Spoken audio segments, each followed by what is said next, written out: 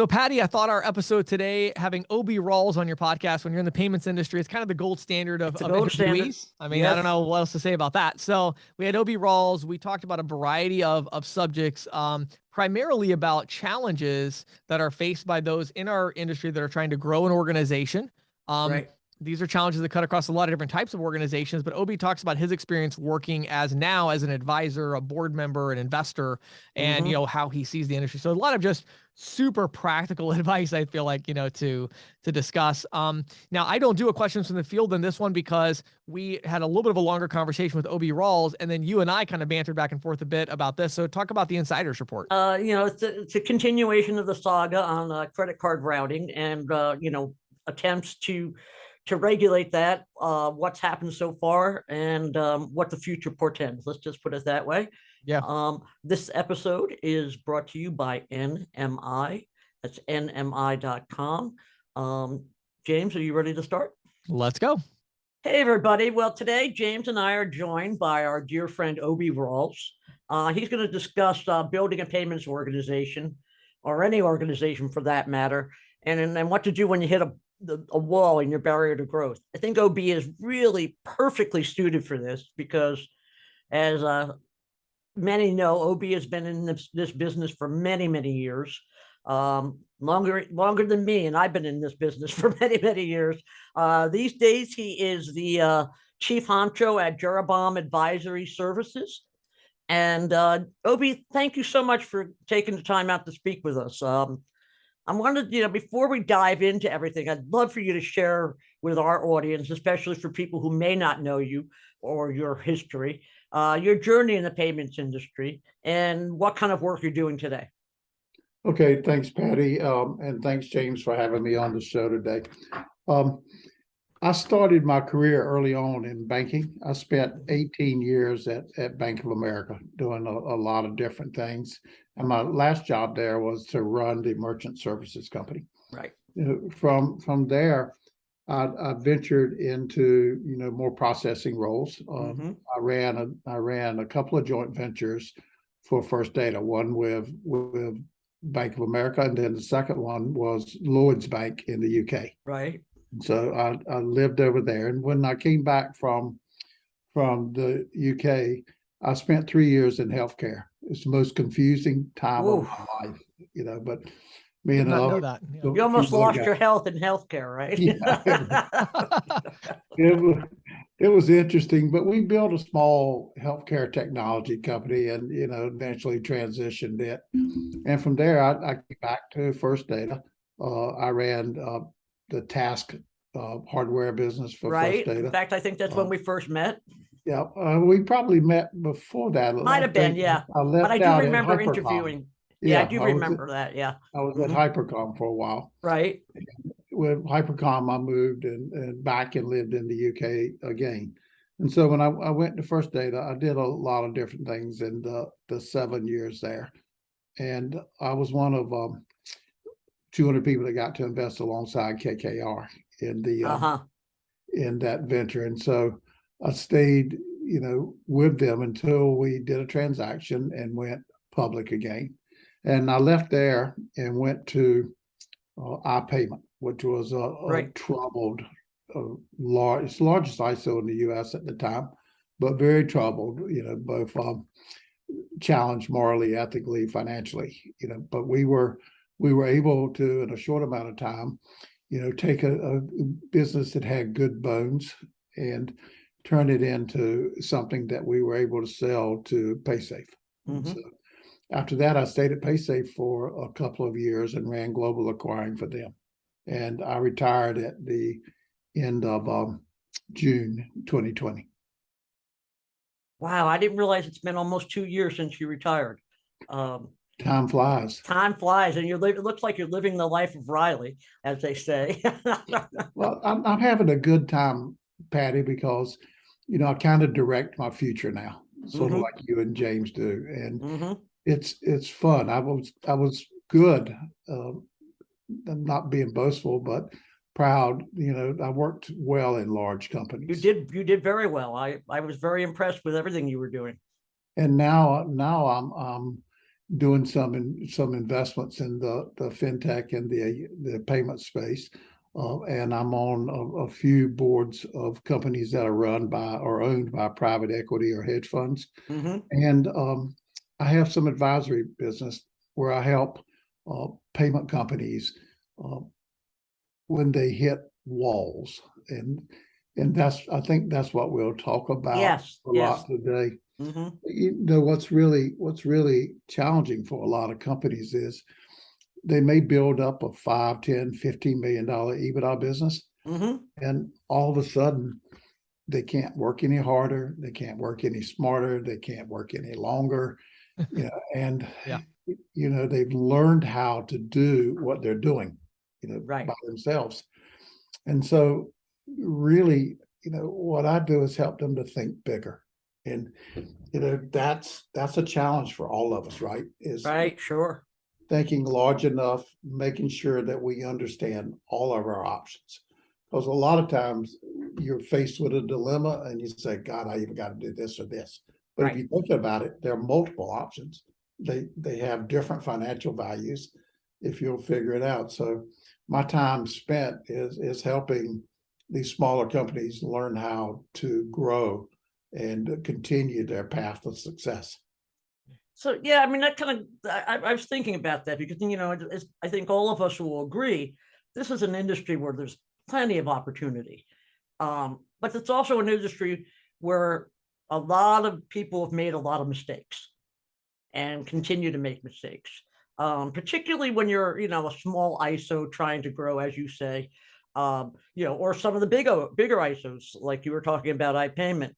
And I'm wondering, what are some of the real problems? I mean, can you put an identifier on some of the problems that come in early on that constrain a business from scaling? Yeah, I can put it in one word, and we can break it down and talk about it. But it's generally concerning focus, Patty. It's people try to do too much. You know, they don't focus on their path. They don't focus on what they're good at. You know, I see a lot of agents trying to be everything to everybody. I've watched over the years agents worry about $5 in the cost of a terminal. Right. And so why would they call 3 resale companies trying to get the best price for a terminal? Pick something they like, they know how to sell, deploy, service, and then go sell it, because the real money's made in the recurring revenue that we earn on residuals. So it's all a matter of focus. Yeah, you know, James and I have talked a lot about that. I think, you know, on the podcast, that the whole idea of focus is so critical, because, and I think what you're saying is people sort of get caught up in the day-to-day sort of grind without keeping their sort of, you know, eye on the prize. Is that a good way to summarize? Look, it's so easy to do, Patty. I mean, we all get caught up in certain things, sometimes circular paths and bad habits, and they're hard to break. But this may sound simple, but keeping your eye on the prize, understand what you're trying to do every day. I'm an agent. I'm a small ISO. I want to grow my business. And so how do I grow my business? I do it 2 ways.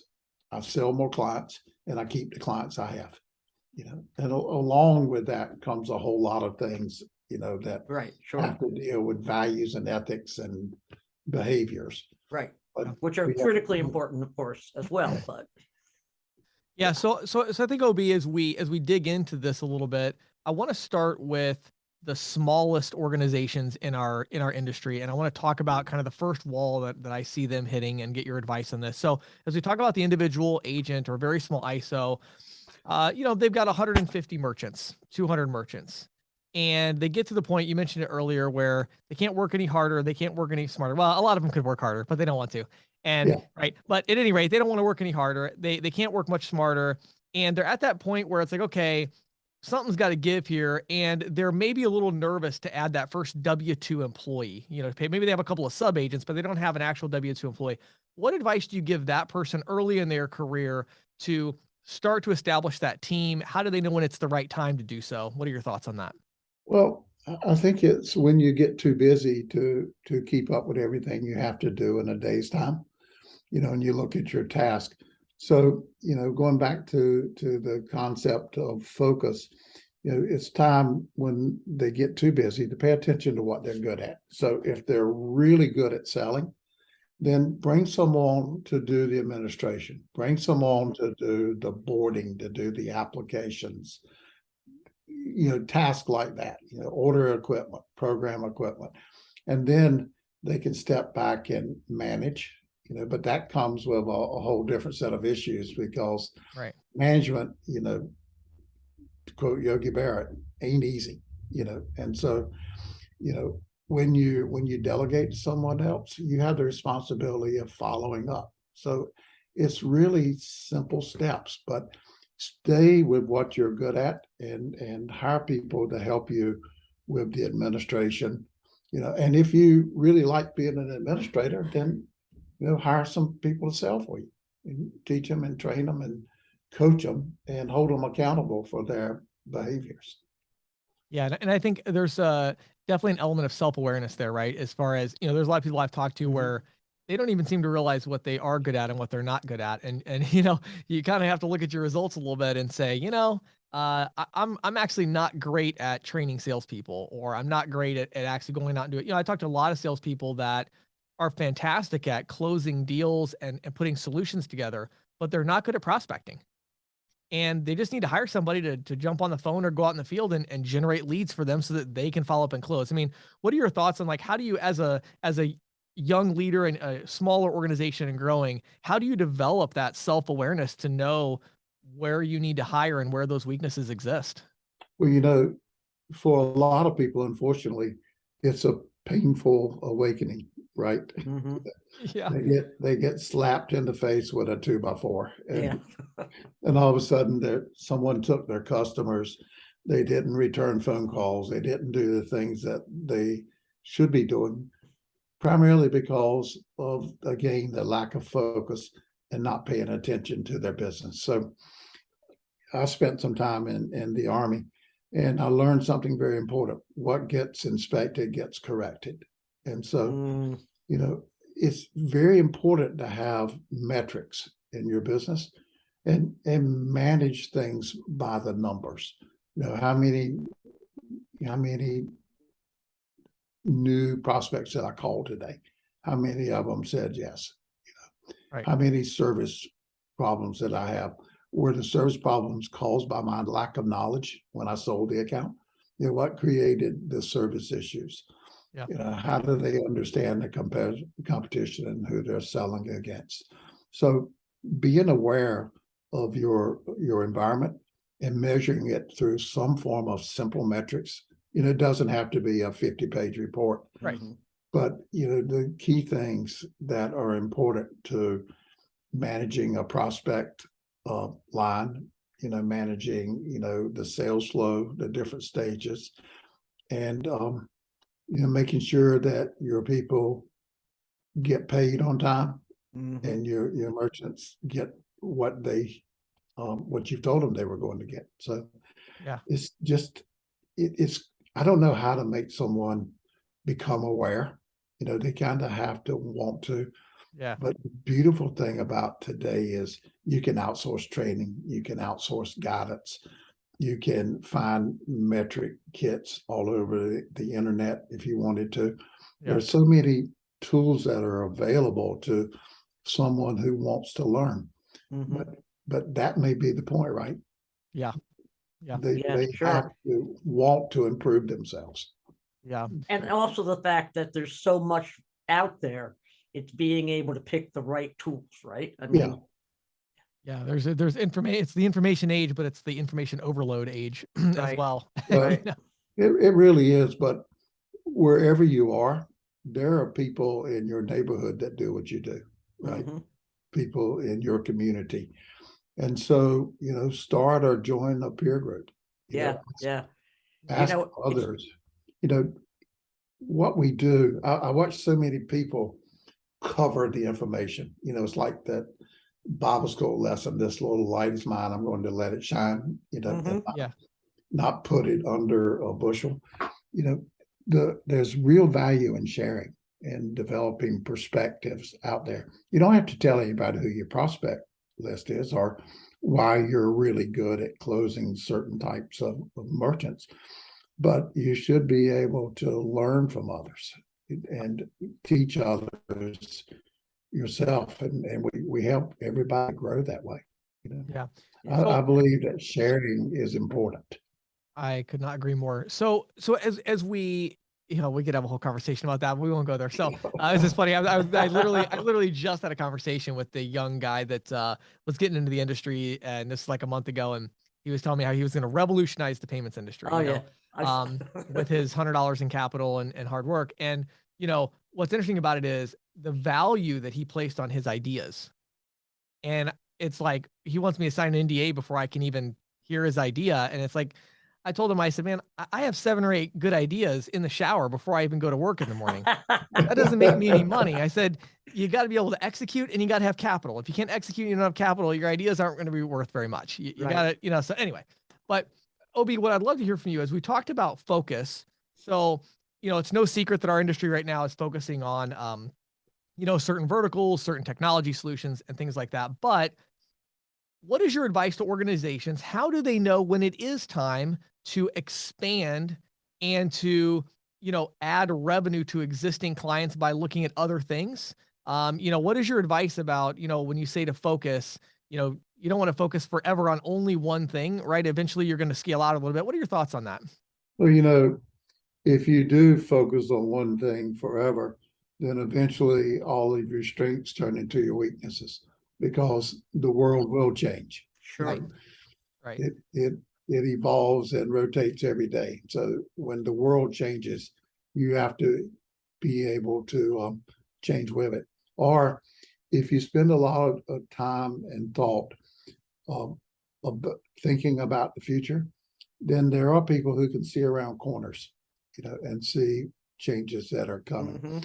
And it comes from being prepared. Early on in my career, I read everything that I could get my hands on about payment space. And there weren't as many journals, or there weren't blogs, certainly back then. And I talked to everybody I could talk to about what their best practices were. I didn't use the term back then, best practices. I asked them, how are you successful? What do you do every day? And there are books like The 7 Habits of Highly Effectual People. Those things really do help coach and teach you. Learning how to speak, join a Toastmasters club so you're not shy in front of an audience or a group. I think people have to, James, and I'll get around to answering your question, they have to invest in themselves, and make sure that they can be the best they can be every day when they go to work. But the world we live in today is becoming highly specialized, highly, vertically oriented. And how do you invest in the proper tools to help you be successful, in today's world? We used to do at PaySafe a lot of digital selling, in a large fashion. We sold 3,000 to 6,000 new accounts a month, all using digital marketing and inbound calls into a teller center. Yeah. But all of those accounts were closed by salespeople, building a connection with the merchant. And there's still a lot of merchants who want to buy from people. Yeah, in for sure. the marketplace. And that's really important. So you have to focus on, am I going to be a digital marketer? Am I going to pick verticals that are successful? And you do that by looking around and seeing, wow, there's a lot of nail shops, there are a lot of pool supply stores, there are hundreds of verticals that people can focus on. Sure. And experiment until you find what what shoe fits for you and what you can wear. If you're a small company, do that. Yeah. And then there are the general mechanics who can sell things to anybody, right? That take care of all the businesses. So if you're good at generalized selling, focus on that. Take what comes. Right. Yeah. Yeah, I like it. So now I want to transition this conversation a little bit because I do want to provide some content to those who have a larger, a growing organization. I know this is an area of specialty for you, OB. So one of the first challenges is a lack of capital. And, this comes as businesses are growing, especially, and I know this firsthand as the different organizations I run. I'm hiring people. I hired 4 people, I think, in the last 3 weeks, and full-time salary people. And so we're blessed to be able to self-fund, but a lot of my clients I deal with are not in that situation. And so they say, well, wait a second, in order to really grow, we need to hire all these people, or we need to maybe provide free hardware to be competitive with other, companies out there, whatever the case might be. So how should a growing organization view capital? What are your thoughts on, private equity versus, investors and, these various forms of capital that are available, or even the SBA now, so give us your thoughts on raising capital and what should be considered. Well, there are dozens of people in the communities we all live in that will help fund businesses to get them started. You have to have some awareness of what the value of your business is or what the future value of it may be, so you don't give away too much of the company too early on in your career. I've seen that happen a lot. Yeah. Look, I'll give you 40% of my business today if you'll lend me $30,000 to grow the business. And they grow the business, and all of a sudden, the person who owns 40% of the business is saying, come to mama, bring me some money. Let's reconcile this. And so you have to be careful. But there are people, CPAs that can give advice to, small businesses. Every community I've ever lived in has financial planners that can help businesses. The most important thing is to take your vision that you have and translate it into a business plan, and that business plan will help guide you to the amount of capital you need. And then there are advisors in the local markets that will connect you with the right people that can fund those businesses. But you have to take what's in your head, translate it to a business plan, put it on paper, and then have that business plan tested. And I think you have it tested by a professional, by a friend that's in the business, by there are a lot of people that can provide that advice to them. But trying to go it alone in the world we live in today is not a good idea. And let's dig into that business plan for just a second, if you could. So, the definition of a business plan, I'm actually, it's interesting because I feel like 20 years ago when I was getting into business, my business plans were very philosophical and very much filled with ideas. Now I find that business plans I write are mostly in Excel and they are very much about numbers and quantification and metrics and things of that nature. Obviously the probably somewhere in the middle is the right way. So as somebody who makes investments in these companies, what are you looking for in a business plan from an entrepreneur? Well, I want someone who's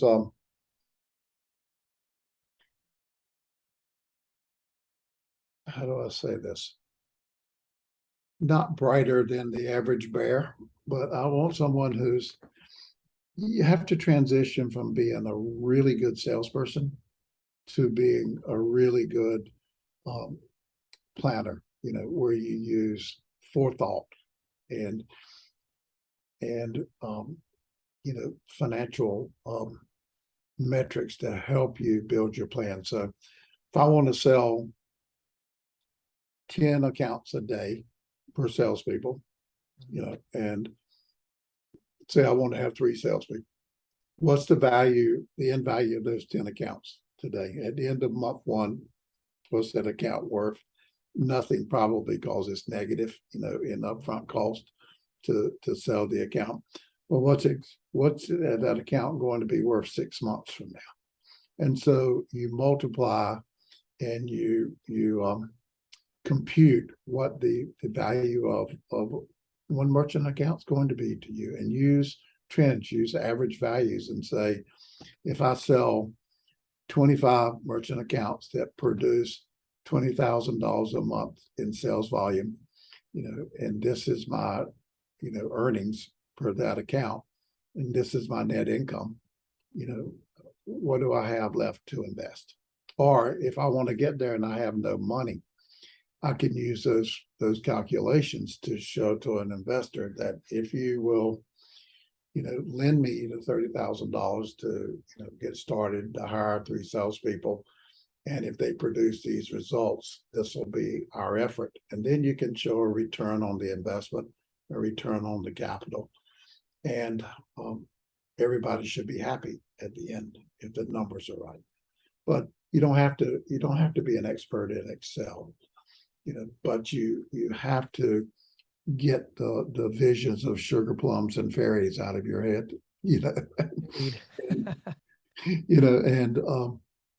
and focus on that. I saw a guy that wanted to buy a point of sale company, and he's successful in the business in ISO, but his business plan was horrendous. It talked about recurring revenue and keeping the existing clients. He didn't talk about growing the portfolio. He didn't cover in his business plan for changes of technology, competition coming from cloud-based, competitors in the marketplace. So it wasn't a well thought out plan. It just said, I can keep this business and I can keep selling the same way the business is selling today. But when you looked at the numbers, the business's sales had declined over a period of time. Mm-hmm. The net revenue had declined.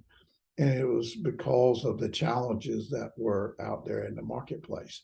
And so you have to have a plan for how I'm going to, in this instance, to convert, an old hard-coded software solution to a cloud-based technology, because that allows you to be fleet in the marketplace and to be current and competitive with the times. And so there are a lot of thoughts that go into the business plan. One is the financials. Two is the plan itself. Is it well thought out? Is it thoughtful in terms of doability or completion? Can this really get done? Yeah. And so you it's not easy work to put it together, but there are a lot of people that can help guide young, successful entrepreneurs through this.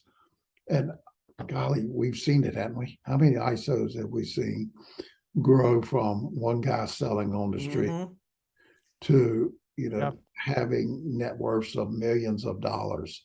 Right. I remember meeting Jared Isaacman when he was like, this little, fresh-faced college dropout, high school dropout. I mean, he wasn't more than 20, 21 years old. Look at him now. He's flying into space and owning a multi-billion-dollar ISO. But do you remember this about Jared? He always had a vision of where he wanted to go. Yes, he did. Yes, he did. He was always focused on that vision, and that was very important. He knew what he wanted to do. Mm-hmm. He kept his plans, his operations, and everything practical. Yeah. But he was a groundbreaker, right? He was. Free terminals. And even when he did things that seemed, off course, they weren't really, bizarre. It wasn't like, oh, this is gonna fail and fall from the sky like, a plane crash or something. It was like, that's something I never thought of. Well, let's see how that plays out. Think about when he started giving away free terminals or free sales systems. He created a very sticky merchant environment. Mm-hmm. People were committed to him. They stayed with him. It lowered the merchant's operating cost. Mm-hmm. The penalties came if they went out of business early or if they left, because they would have to pay for the equipment at that time. But he built an organization that was based upon a solid vision, Right. and then he executed the basics very well. And that's the second part of this. If you build a business plan, then you have to execute it. Right. And you have to be very tactical in that strategy, in the implementation of that strategy. Right. And I see a lot of people fail because they don't stay with their business plan. They may run into a wall instead of trying to figure out how to go over it, around it, or through it. They just abandon. That's a bad idea. Let's sell a different way. Yeah. So when you implement a plan, you have to carry it through, and to see. And it takes a period of time to test your theories and your theorem about how you want to run this business. Yeah. And my last question for you, Obi, I'm going to actually change up what I was going to ask you, because I think we've already covered some of this. But, what I think is so interesting about this, we've talked about metrics a lot. We've talked about making a plan and then executing your plan. But one of the things I see that there's a bit of confusion, I feel like, is which metrics do you track? And, I can't remember which book it is now. There's a book I was reading recently that talked about lead measures and lag measures. But the idea is, a lot of times these business plans include results. And so they say, well, I know I want to generate, my plan is to generate 50,000 a month in residual.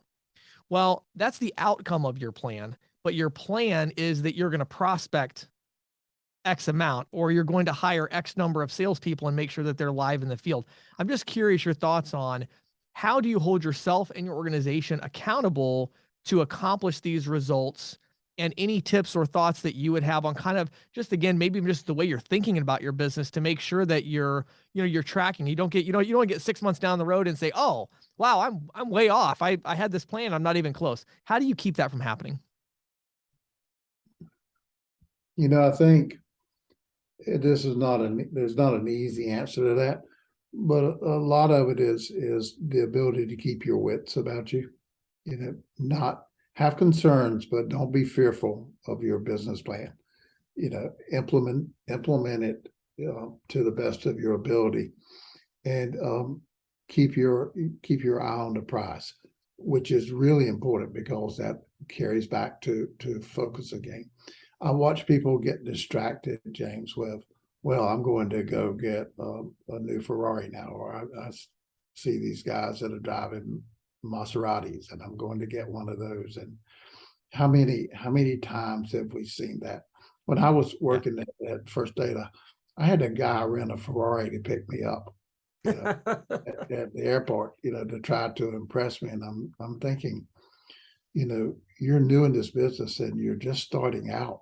Why would you be driving a Ferrari? This is, 5 or 6 salespeople, or, it's that much capital you could devote to something else. Right. So there's plenty of time for the riches to come. Yeah. Down the road, but stay ahead. I learned, one of my lessons in the Army is even if you're marching in circles, you're always going forward, right? And so yeah, that's funny. You have to go forward in life. Yeah. And you have to be responsible. Yeah. For this. Yeah. I have to tell you one story really quick, because I think, Obi, you would appreciate this. So this would have been about maybe 8 years ago. I hope this is the story I'm thinking of myself. Go ahead. Yeah. So about 8 years ago, I was closing. I had closed my first deal where a large acquirer was going to fund my ISO and allow me to hire a staff and really build something significant, a national ISO. And they said, hey, let's go celebrate, and they wanted to take me to a real nice restaurant to have dinner in Chicago. So we go out to the parking lot, and they said, we'll wait for you at the entrance. So I got in my 8-year-old blue minivan with a little bit of rust on it that I'd done my best to keep off of there, but I owned it cash and I didn't want to have any debt. And so I pulled around, and they were there, and one of them had a Range Rover and the other one had a brand new BMW. I pulled up behind them to follow them to the restaurant, and the CEO of the company put his arm out the window and was waving me around because he didn't think it was me. He thought he needed it. So I pulled up next to him, rolled the window down, and he saw it was me. And anyway, long story short, I was talking to him a few years later after the ICE had become very successful, and I had traded in my blue minivan. And he said, one of the reasons we were so confident in investing with you is we knew you weren't going to waste the money. You were focused on using the money for the business and growing the business. And so I think it's interesting. I agree with you. I see people a lot of times that are just, spending money frivolously on personal things as if that's going to impress an investor. That is the worst thing you could do to give. The message the investor wants is my money's going to go to work in your business, not buying you a nicer house or car, right? Yeah, I'd see businesses that start out, usually they're not in Class A office space. Right. They're in a corner office in an abandoned mall, and it shows me that they're frugal, they're smart about their money. They understand that every penny you make is hard earned. And they do that. And then as you grow, you enjoy the spoils of what you do. But if you're focused on a new business or growing an existing business, then stay focused on it. Yeah. And I love that story, James, by the way. I think I told that to you before, Patty. You did, yes. I love it too. It's just a great story about fortitude and presence and your belief in yourself, right? Yeah. Before, I know we really need to wrap this up, but before we go, OB, I'd love to just get your take on professionalism. The basic personal and business etiquette, which I think that you exemplify in many ways. But I'd love to know your thoughts on how important it is for people coming up in the payment space to maintain a reputation of professionalism and to develop a sense of maturity in the way they conduct business.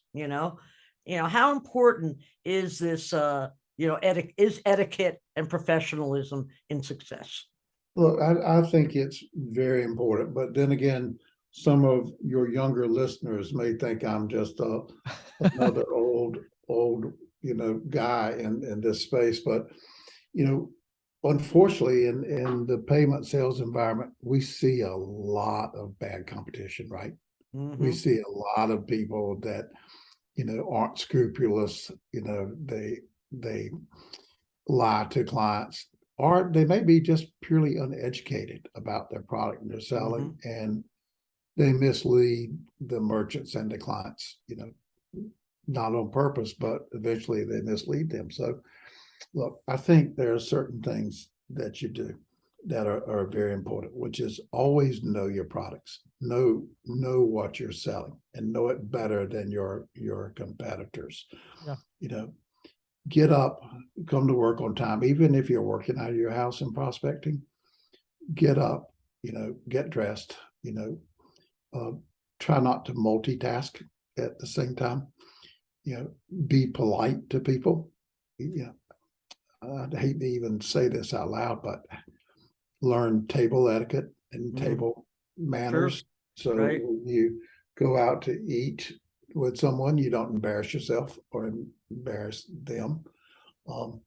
If you're selling, higher end clients, learn how to pick out a bottle of wine, things of that nature that are very professional alike. But more importantly, dress nice. That doesn't mean a suit and tie. That means, dress better than your clients, right?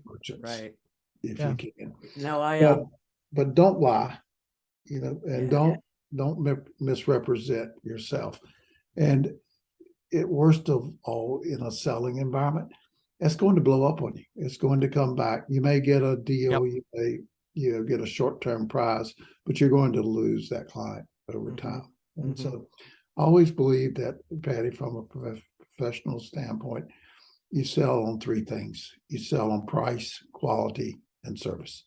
Right. And those are the things that we sell. Right. And the merchant can always have two of them, but you need to keep one. Right. The dressing part is really, it's interesting, OB. Years ago, back in the 90s, so probably close to 25, 30 years ago, I was putting on conferences and I reached out looking for a credit card account. And I remember this guy coming to my house, because I've practically always worked out of my home. And I took one look at the guy and the way he was dressed, and it was like, there's no way in hell I'm doing business with this man, And I'm an old hippie who loves to, lounge around in jeans and t-shirts. But it was like the suit hadn't been cleaned, the tie was done wrong, the shirt was rumpled, and it was like a total as a customer, that was a total turnoff for me. Yeah. Today we see kids with their phones, and I even hold my phone in my hands more than I should. But if you're selling to someone, put your phone down. Yeah. Try to focus on that client. You always want your client to be the center of attention, or Right. your prospect to be the center of attention, and you stay focused on them. I love it. I love it. Yeah, we have a lot of conversations in our house with the kids about the word appropriate. There's appropriate. There's times to be crazy. There's times to wear the jeans and the t-shirt, and then there's other times, and so I think I love what you're saying, OB. It's all about the objectives. So OB, obviously we could talk to you for another 2 or 3 hours here, but we won't do that to you today because we know you have other priorities. So let us know how our audience could stay connected with you. Where would they go to follow you? Where would they go to maybe learn more about what you do? Well, I don't think I'll regret this. I never have. But look, I'll give them my email address. It's just ob.rawls@gmail.com. And feel free to reach out to me. I'm happy to have a conversation with anybody. Excuse me. And I'm happy to offer guidance. And that doesn't mean there's a fee with that. It just means that if I can help somebody, I will. So reach out to me through email, and I'll be happy to help. So Patti, I recently wrote an edition of the Merchant Sales Insight in sponsorship and partnership with NMI, our sponsor. And I wanted to talk for a minute about this idea of selling large merchants who have their own custom software for their business. I think I saw the draft of this. And I think I was really struck by it. It really just drew me in. I think there's some really actionable insights in here. Well, thank you. Yeah. So I started out with a really interesting story, actually. So Jack Christensen, who is my lead developer and my business partner, a friend of his who is also a senior developer, Jack and he were having a conversation, and his friend has one and only one client that he works with. And it is a large plumbing company that basically, gets all these plumbing jobs and then subs them out to all of these contractors. And they do that through a software solution. So the customer is paying them, and then they are distributing these payments to the various, people. So this is an extremely large organization doing an enormous amount of processing volume. And they were actually using a legacy ISO, which shall remain nameless. And this developer friend of Jack's was so disgusted by the API and the developer experience of trying to integrate with this legacy provider that he actually convinced this company to move to Stripe at their listed rates. Yes, that's what blows my mind. Unbelievable. Didn't even negotiate rates. No. And you wouldn't expect the developer to do that. That's not really the developer's job, right? But that idea of just there was so much friction there. Yes, and so what I talk about in this draft is I talk about this idea that there's this race to the top. We talk a lot about the race to the bottom. What shocks me is that many large organizations seem to be in a race to the top. And what I mean by that is the question isn't, what's the least amount I can pay to process payments? The question seems to be, how much am I willing to pay to further reduce the friction of the payment process? And then those are two diametrically opposed ideas when you think about it. They are. So the example I give in the draft is I talk about, imagine an organization, let's just keep it the one we had, the plumbing company. Imagine if that plumbing company, they have to pay all of these subcontractors that are doing plumbing jobs, right? Well, how much would it cost them if they had to cut checks for all of those people? Right. How much would it cost them if they only accepted check or ACH payments from their customers? How inconvenient would that be? How many people would they have to hire on the operations team to be able to process all of these checks? Right? Yeah. Right. And so the idea is they're willing to spend 3.5% of their massive revenue just so that they have Stripe, which is a very smooth solution for their developer to be able to build into. And plugs right in and doesn't need any special coding. Well, it actually does need lots of special coding because of their unique customization of it. Okay. but it's going to need a tenth of the, it's going to take a tenth of the effort for the developer to build it with Stripe versus with this legacy provider. So, and this is a developer who's commanding, pretty large this is the developer. This developer is making good six-figure income. So right. Yes, huge investment. Think about how much time, 1/10 of that time versus, right. So this comes back around to NMI. So the reason we're talking about this is our kind of our commercial for NMI here, our sponsor, is that what this legacy ISO should have done is they should have partnered with NMI and pointed this developer to the NMI API. Right. And instead of saying, well, we can't do that because NMI is going to charge a little bit of an extra transaction fee, or they're going to charge an extra monthly fee.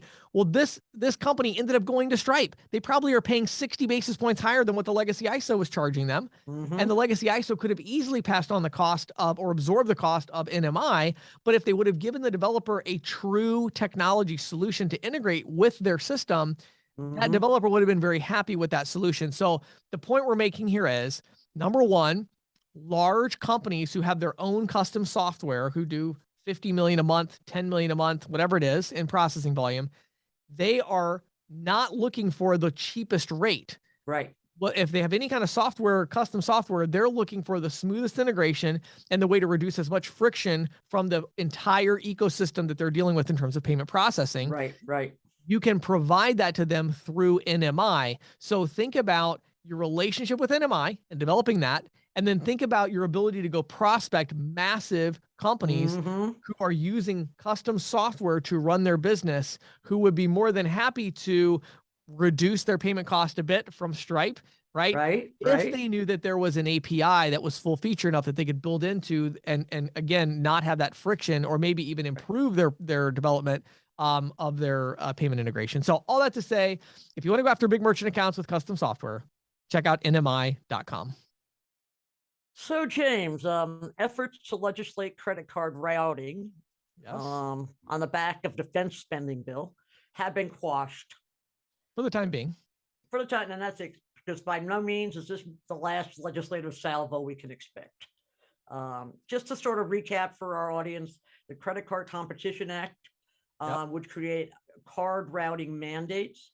More to the point, it would require banks with over 100 billion in assets to provide merchants with a choice of at least 2 unaffiliated networks to process their card payments, only one of which could be Visa or MasterCard. Right.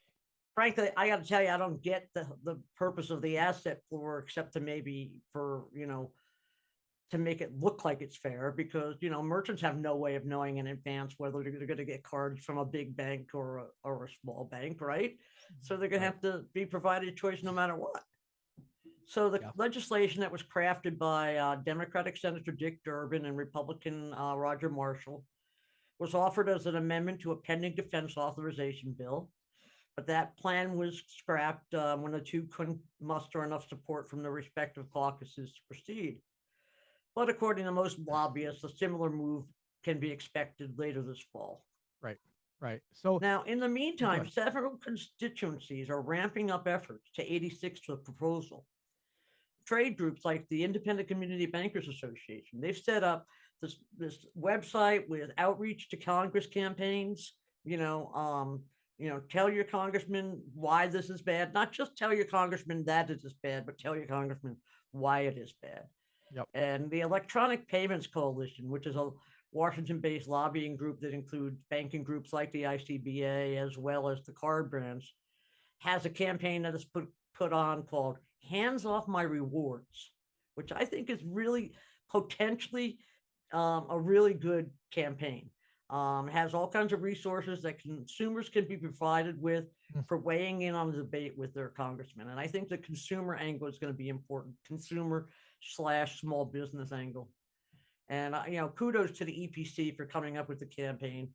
I've been waiting for several years now for the banking and payment sector to take on retailers with a catchy phrase that can meet or exceed the appeal of swipe fees. Right. Yeah, definitely rewards would be that hot button. I think rewards can be that hot button. Maybe not by itself, but I think it's a start. I would recommend people check out, the website is called handsoffmyrewards.com. Pretty easy to remember. There's a video in there, which it's about a 2-minute video meant to explain how card routing goes on and how merchant routing choice costs consumers. Now, looking at it, there's some real easy snippets. Like if you had we're in a local market, there's some real snippets in there you could take off and make 30-minute commercials out of 30-second commercials out of. Yeah. Yeah. Very catchy. And the tagline is, don't let retailers rig the system and take away your card benefits. And I thought it was really interesting. Just today, October 19th, we're recording this particular podcast.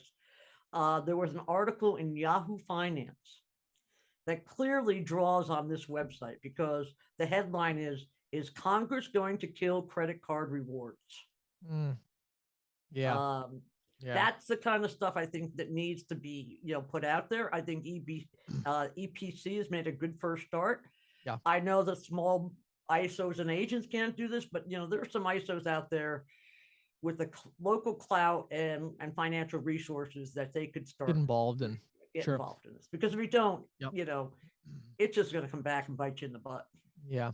So Patty, I'm really glad that you brought this up. I know I'm not doing a questions in the field today, so we can We can elaborate on debate a this a bit. little more. Yeah, sure. So I actually spent the morning thinking about this, as I do often. I take time to think.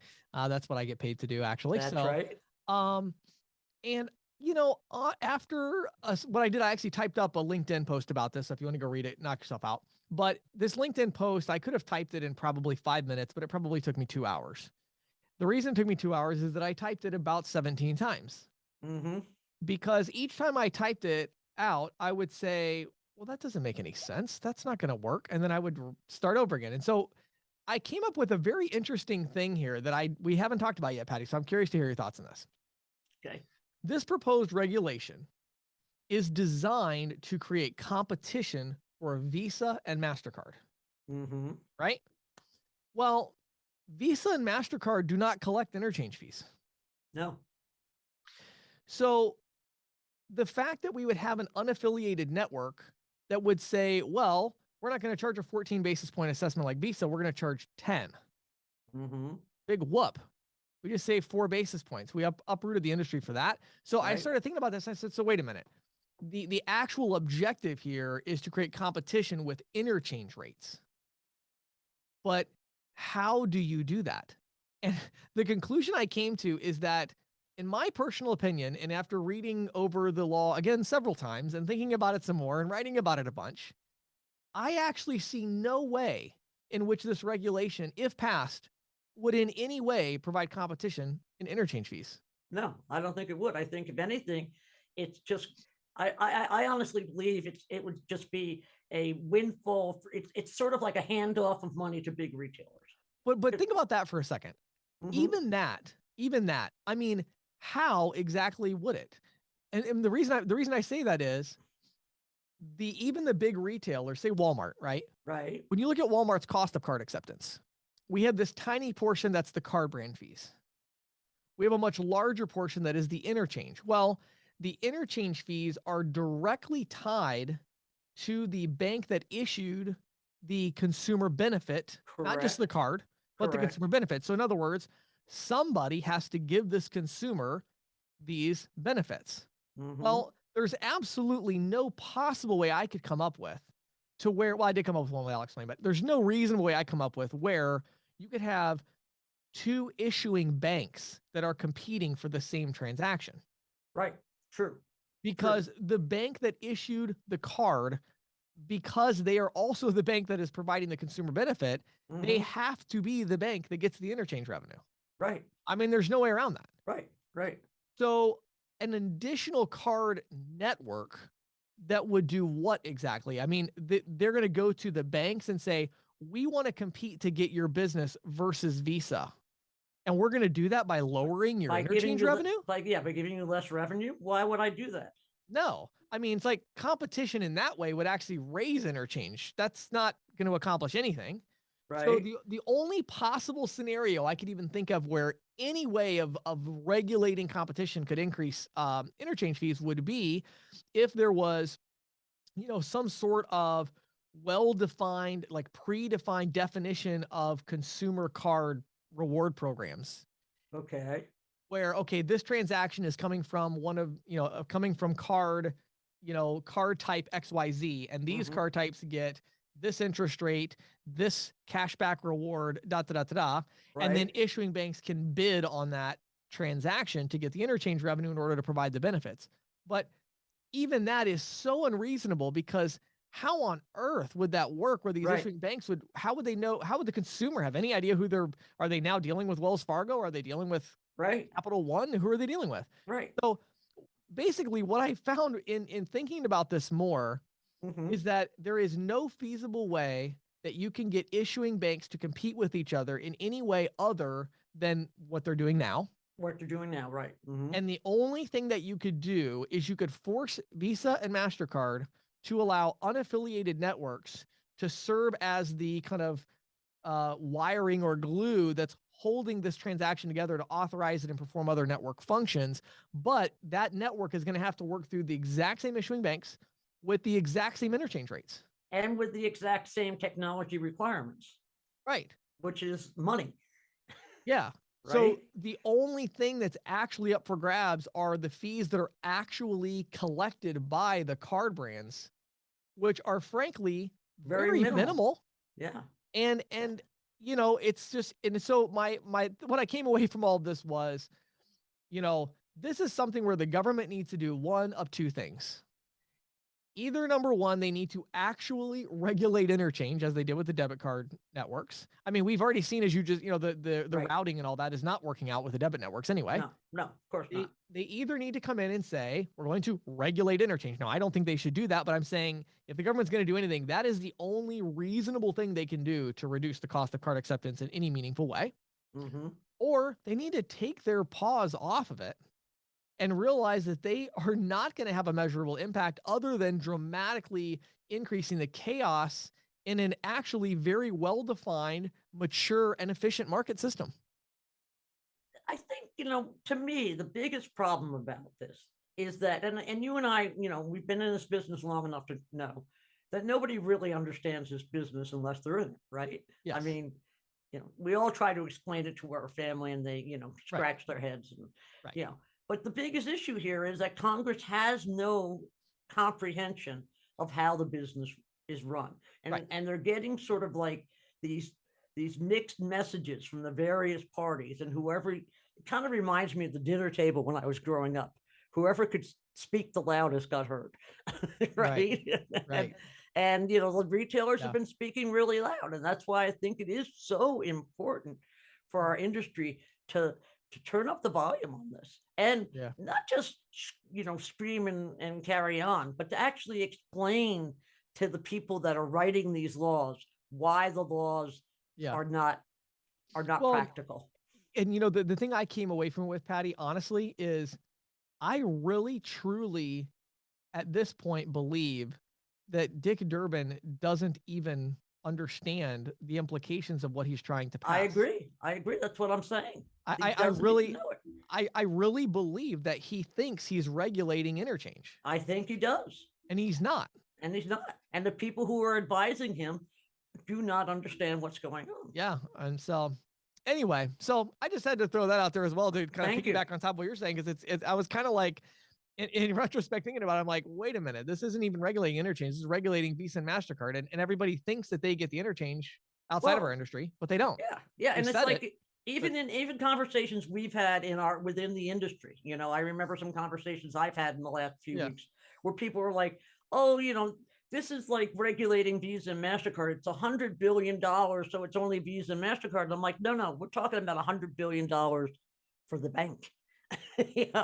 So it's like, they're not really, they think they're regulating the networks, but they're not really. They're regulated, as you say, they're regulated.